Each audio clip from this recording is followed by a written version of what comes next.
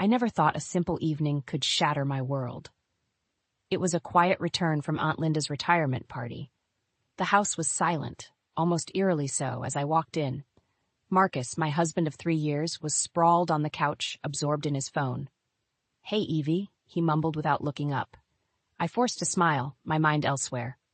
I headed straight for our bedroom, my thoughts on the cherished watch my late father had given me on my 21st birthday. It was worth more than $12,000, but its sentimental value was priceless. He had scrimped and saved for years to buy it for me, his only daughter. Each time I wore it, I felt his presence, his love. But as I opened the drawer where I always kept it, my heart sank. It was gone. Just gone. Panic surged through me. "Marcus," I called out, my voice trembling. He appeared in the doorway, his casual demeanor a stark contrast to my growing despair. "What's up?" he asked, finally looking up from his phone. "The watch. My watch is gone." I could barely get the words out. His eyebrows knitted in confusion. "Are you sure? Maybe you misplaced it?" "Misplaced it? I always kept it in the same spot. How could it just disappear?" "No, Marcus, it's been stolen. We need to call the police." I was near hysterical now, but Marcus shook his head, a strange certainty in his voice. "No need for that, Evie. It's definitely here in the house. Don't worry." His words hit me like a cold slap. How could he be so sure? Doubt and suspicion began to creep into my mind, mingling with my distress. And then it hit me. Clara, his mother. "You think your mother took it, don't you?" The accusation spilled out before I could stop it. Clara had always admired the watch, a little too keenly for my comfort. Marcus's face hardened. "Don't start with that, Evie. Mom wouldn't do such a thing." But I was beyond listening. My mind raced with anger and betrayal. Clara, with her nosy ways and her constant interference in our lives, it had to be her.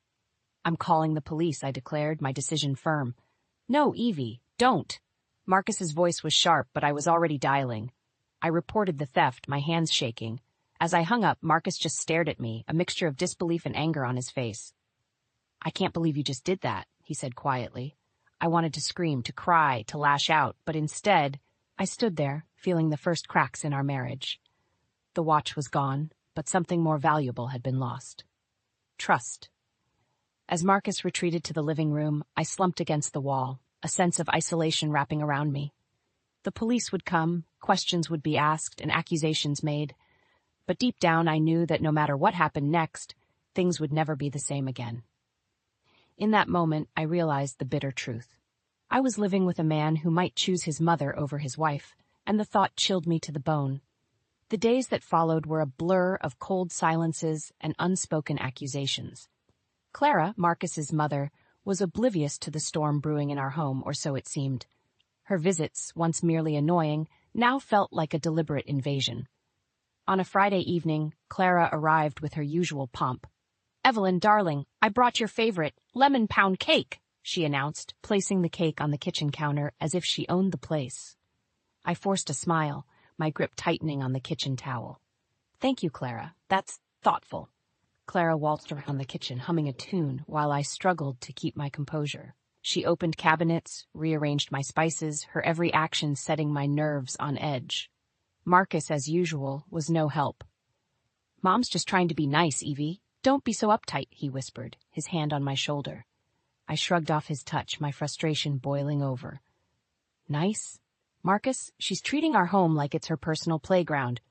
Before he could respond, Clara called out, "Evelyn, darling, why don't you set the table? I'll finish up here." Set the table? In my own home? I felt like a guest, and a barely tolerated one at that. Dinner was an excruciating affair. Clara dominated the conversation, her every word dripping with condescension. "Evelyn, you really should try this new facial cream I found. It does wonders for those pesky wrinkles." I bit my tongue, my anger simmering. Marcus just smiled, oblivious to the barbs hidden in his mother's words. The final straw came when Clara started discussing our personal finances, a topic I had always considered private.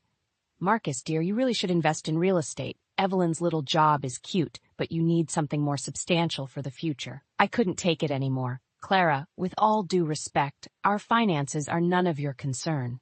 The room fell silent. Clara's eyes narrowed, a glint of malice in them. "Oh, I see. Well, I'm just trying to look out for my son. After all, we can't all come from money, can we?" Her words stung, a reminder of the modest background I came from. I felt Marcus's hand on mine, a silent plea for peace. But peace was the last thing on my mind. As Clara continued to prattle on, oblivious to the hurt she had caused, a plan began to form in my mind. If Marcus wouldn't stand up to his mother, then I would. Clara needed to learn that she couldn't just walk over people, and I was going to be the one to teach her. After dinner, I excused myself, claiming a headache. Alone in our bedroom, I allowed the tears to flow. Marcus's mother was ruining our marriage, and he was letting her. But I wasn't going to be a victim any longer. Clara had taken my watch, my peace, and my dignity. It was time for her to pay. My mind raced with ideas, each more satisfying than the last. Revenge, they say, is a dish best served cold, and I was ready to serve it up in spades. Clara had no idea what she had unleashed. But she would. Oh, she definitely would. The following week was a slow burn of anticipation. Each day, I plotted my revenge against Clara, fantasizing about the moment I would put her in her place. But nothing prepared me for the audacity of her next move. It was a Saturday morning. Clara had arrived unannounced, as was her habit now. Marcus had stepped out to run errands, leaving me alone with her. The tension in the air was palpable. I was in the living room, trying to read, when Clara sauntered in, a smug smile on her face, and there it was on her wrist, my watch. My heart pounded in my chest, a mix of rage and disbelief. "That's my watch," I said, my voice low and dangerous. Clara glanced at the watch nonchalantly. "Oh, this old thing, I found it lying around. Thought it might suit me." I stood up, my hands shaking. "You had no right to take it. It's mine." Clara laughed, a cold, harsh sound. "Finders keepers, dear. Besides, it looks better on me." The nerve of her. I felt a scream building inside me, but I swallowed it down. This wasn't just about the watch anymore. This was about respect, about boundaries. "You need to give it back. Now," I demanded, my voice steely. Clara waved a dismissive hand. "Oh, don't be such a drama queen, Evelyn. It's just a watch." Just a watch? It was the last gift from my father, a symbol of his love and sacrifice. And she treated it like a trinket. I took a deep breath, trying to control the tempest inside me. "You don't understand. That watch means a lot to me. You have no idea." But Clara just smirked. "Well, now it means a lot to me, too, so I guess I'll be keeping it." I couldn't believe her audacity. It was clear she had no intention of returning it. My mind raced with anger and hurt. This was a declaration of war. "Fine, keep it. But remember, Clara, every action has consequences," I said, my voice icy. Clara laughed again, clearly amused by my threat. "Oh, Evelyn, always so dramatic. Don't worry, I'll take good care of your precious watch." As she sauntered out of the room, I felt a resolve solidify within me. Clara had crossed a line, and I was no longer going to play the passive victim. Marcus returned home later, and I confronted him. "Your mother took my watch. She's wearing it like it's hers." Marcus sighed, running a hand through his hair. "Mom can be a bit eccentric. I'm sure she didn't mean any harm." Eccentric? This was outright theft. I could barely contain my fury. "Marcus, this isn't about being eccentric. She stole from me, from us, and you're just going to let her get away with it?" He avoided my gaze, a sure sign of his discomfort. "I'll talk to her, Evie. I promise." Talk to her? That was it? I realized then that Marcus would never stand up to his mother. It was always going to be me against her. But I was ready. Clara had made a powerful enemy in me, and I was going to make sure she regretted ever crossing me. I lay in bed that night, unable to sleep, my mind churning with plans of revenge. Clara had underestimated me, and she was going to pay for it.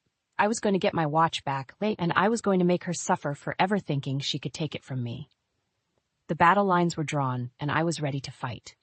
Clara had no idea what was coming for her, but she would learn. They all would. The days leading up to my plan were filled with a simmering rage. Clara's audacity to take my watch and flaunt it was unbearable. But what I discovered next pushed me over the edge. It was a Thursday evening, and Marcus was late from work. I decided to do some cleaning to distract myself. As I was tidying up the guest room, I stumbled upon something that made my blood run cold. Clara's belongings, neatly tucked away in the closet. Fury and betrayal swirled within me. I confronted Marcus as soon as he walked through the door. "Why are Clara's things in our guest room?" I demanded, barely containing my anger. Marcus's face paled. She's been staying here while we're at work. She said it was to help out around the house. Staying here? Without my knowledge? I felt like I was in a nightmare. And you agreed to this? Behind my back? I was shaking with rage. Marcus tried to placate me. She's just trying to be helpful, Evie. I didn't think it would be a big deal. Not a big deal?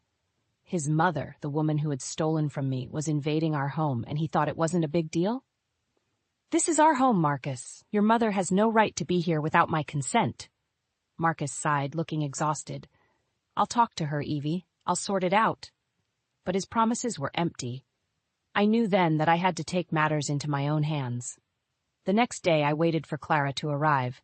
The doorbell rang, and I opened it to find her standing there, the stolen watch glittering on her wrist. Evelyn, dear, I brought some groceries, she said, breezing past me. I closed the door and faced her, my resolve steeling. Clara, we need to talk. She looked at me, a smirk playing on her lips. About what, dear? About the watch, about you staying here without my knowledge. This ends now. Clara laughed, a sound that grated on my nerves. Oh, Evelyn, you're being ridiculous. I'm just helping out my son. I took a deep breath, trying to keep my composure. You're not helping, Clara. You're overstepping and you're stealing. I want my watch back, and I want you out of this house. Clara's expression hardened. I'm not going anywhere, Evelyn, and the watch is mine now. Get used to it. Her blatant disrespect and arrogance fueled my anger. This is not the end of this, Clara. I will get my watch back, and I will make sure you regret ever crossing me. Clara scoffed. Threats, Evelyn, really? You're no match for me. But she was wrong. I was more than a match for her, and I was going to prove it. As she went about her day, invading my space and my life, I put my plan into action. I contacted a lawyer, ready to fight for my rights, for my dignity. Clara had underestimated me, but she was about to find out just how determined I was. The battle lines were drawn. Clara had made a grave mistake, and she would soon realize just how costly it was. I lay in bed that night, my mind racing with plans and strategies. I would not rest until I had reclaimed what was mine and put Clara in her place. She had awoken a fire in me, and I was ready to burn everything down if I had to. The war was on, and I was ready to fight to the bitter end. Clara had no idea what she had unleashed, but she would. She would learn that some lines should never be crossed. The day of reckoning arrived sooner than I expected. It was a crisp Saturday morning when I set my plan into motion. I waited for Clara to leave the house for her usual shopping, the watch conspicuously flashing on her wrist. The moment the door closed behind her, I made my move. I called the police, my voice steady but filled with righteous anger. I'd like to report a theft. The thief is my mother-in-law, Clara. She's stolen a very expensive watch from me, and I have proof. The operator's calm voice was a stark contrast to the storm raging within me. We'll send an officer over to take your statement, ma'am. Please ensure the item is indeed missing and prepare any evidence you have. I hung up, my heart pounding in anticipation. Today, Clara's reign of terror would end. I didn't have to wait long. The police arrived just as Clara was returning, her arms laden with shopping bags. The look on her face when she saw the police car was worth everything I had endured. What's going on, Evelyn? Why are the police here? Clara's voice trembled, a crack in her usually composed demeanor. I've reported the theft of my watch, the one you're wearing, I said, my voice cold. Clara's face drained of color. You can't be serious. This is just a family matter. The police officers stepped in, their presence authoritative. Ma'am, we need to ask you some questions about the watch you're wearing. Clara's composure crumbled as she realized the gravity of the situation. This is just a misunderstanding. Evelyn gave me this watch. I stood firm, my resolve unshaken. That's a lie. That watch was stolen from me and I want it back. The officers took statements from both of us. Clara's lies twisted and turned, but the truth was clear as day. The evidence was on her wrist. Finally, with a heavy heart, the police took Clara into custody. As she was led away, her eyes met mine, filled with betrayal and fear. But I felt no sympathy. She had brought this upon herself. Marcus arrived in the midst of the chaos, his face a mask of confusion and concern. Evelyn, what's happening? Why is my mother being arrested? I looked at him, the man I had loved, now a stranger to me. She stole my watch, Marcus, and you did nothing, so I did what I had to. He looked lost, torn between his wife and his mother. But Evelyn, she's my mother. Couldn't we have handled this privately? Privately? After everything Clara had done? No, Marcus. This isn't just about a watch. It's about respect, boundaries, and truth. Something your mother knows nothing about. As the police car drove away, I felt a sense of closure. The watch was returned to me, a little worse for wear, but still precious. Marcus tried to talk to me, to explain, to apologize. But his words fell on deaf ears. Clara's arrest had exposed the deep cracks in our marriage, cracks that perhaps had always been there. I retreated into the house, leaving Marcus alone with his thoughts. The battle was won, but the war was far from over. I had stood up for myself against Clara, but now I faced a new challenge, deciding the fate of my marriage. As I sat alone, the house eerily quiet, I realized that this was just the beginning. Clara's downfall was my victory, but it was also a stark reminder of the choices I had to make. I had fought for my dignity and won. Now it was time to fight for my future. The fallout from Clara's arrest was immediate and tumultuous. The news spread like wildfire, igniting whispers and stares in our community. But the hardest part was facing Marcus, who seemed a shadow of the man I married. A few days later, Marcus came to me, his eyes weary and voice heavy. "Evelyn, Mom's in trouble. She's facing serious charges, and her savings, they're gone. She's talking about selling her house." I listened, a mix of vindication and sadness swirling inside me. "Marcus, she brought this on herself. She stole from me, from us. There are consequences to actions. But she's my mother, Evelyn. I can't just abandon her," he pleaded, his loyalty torn. I sighed, my heart aching. "I understand she's your mother, Marcus, but where was your loyalty when I needed you, when she was invading our home, our life?" He had no answer, his silence speaking volumes. The next few weeks were a blur of legal proceedings and strained silence at home. Clara's once proud demeanor crumbled under the weight of her actions.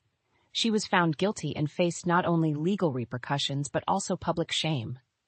Marcus, caught in the crossfire, suffered at work. His performance declined, and soon rumors of his mother's actions reached his workplace. He resigned, unable to bear the humiliation and stress. One evening, as we sat in our living room, the distance between us like a chasm, Marcus spoke, his voice barely a whisper. "Evelyn, I think Mom and we're going to move. Start over somewhere else." I looked at him, the man I had once loved so deeply. "And what about us, Marcus?" He looked at me, pain etched on his face. "I don't know, Evelyn. I don't know if there's an us anymore." The words hung in the air, a painful truth we both had avoided. As Marcus and Clara's world unraveled, I felt a bitter satisfaction. Clara had paid the price for her arrogance and deceit. But the cost was high, too high. The day Marcus left, the house felt empty, a shell of the home we had built together. I watched as he drove away, Clara in the passenger seat, both defeated and broken. I sat alone, the silence deafening. My revenge had been successful, but it left me hollow. I had stood up for myself, but at what cost? I thought about the watch, now safely tucked away in my drawer. It was more than just a timepiece. It was a reminder of my strength, my resilience, but it was also a reminder of the price of revenge. The sweet satisfaction was fleeting, replaced by a lingering sadness. I had won the battle, but the war had taken its toll. As I sat in the quiet of my home, I realized that this was not the end, but a new beginning. I had to rebuild, to find myself again. The watch, my father's gift, was a symbol of that journey, a journey to rediscover who I was, beyond the scars of betrayal and revenge. The path ahead was uncertain, but I was ready to face it. With or without Marcus, I would move forward, stronger and wiser. Karma had struck, and its lessons were harsh but clear.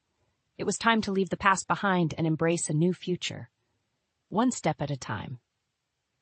In the weeks following Marcus's departure, I found myself in a state of reflection.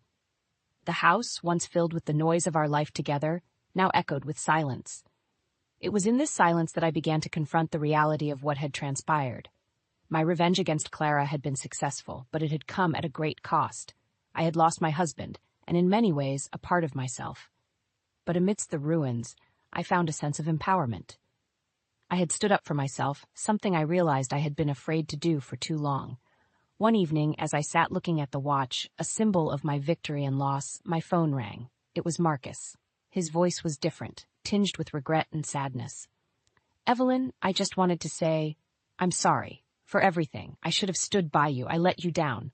I listened, a myriad of emotions swirling within me. Thank you, Marcus. That means a lot, but I think it's too late for us now. There was a pause, heavy with unspoken words. I know, he finally said. I just hope you can find it in your heart to forgive me someday.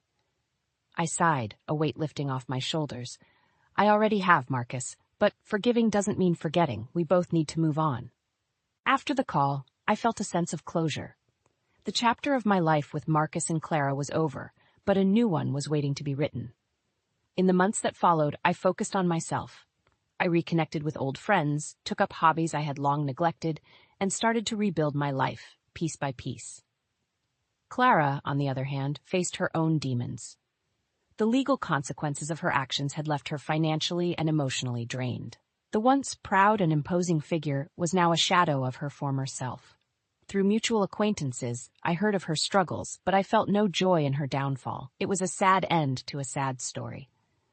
As for Marcus, he tried to rebuild his relationship with his mother, but the damage was done. Their bond, once unbreakable, was now fragile and strained. He moved to a different city, starting over in a bid to escape the shadows of the past. And as for me, I learned to find joy in the little things. The watch, once a symbol of conflict, became a reminder of my strength and resilience. It was a testament to my ability to overcome adversity, to stand up for what was right. I realized that life was too short to be spent in anger and revenge. The experiences had taught me the value of forgiveness, not for the sake of others, but for my own peace. As I moved forward, I carried with me the lessons of the past. I had faced betrayal and come out stronger.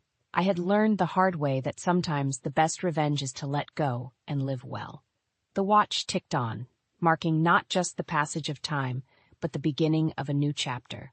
A chapter where I was the author, writing a story of hope, healing, and new beginnings. In the end, I knew that the greatest revenge was in living a life full of happiness, a life that was mine and mine alone. And with that realization, I stepped into a future filled with endless possibilities, the watch on my wrist a constant companion on this journey.